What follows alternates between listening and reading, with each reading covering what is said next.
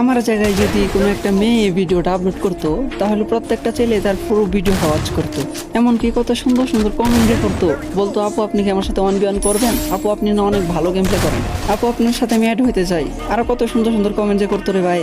কিন্তু একটা ছেলে সারাদিন কাজ করার পরেও কত সমস্যার ভিতর দিয়ে একটুখানি ভিডিও করার চেষ্টা করে, ভিডিও করে যখন আপলোড করে যে এইটার আশায় যে হয়তো বা তারও অনেক ভালো ভালো ভিউজ আসবো, অনেক লাইক কমেন্ট শেয়ার আসবো। লাইক কমেন্ট তো দূরের কথা ভাই, ভিউজই আসে না, 1-150 ভিউজে যায়, আটকা যায়।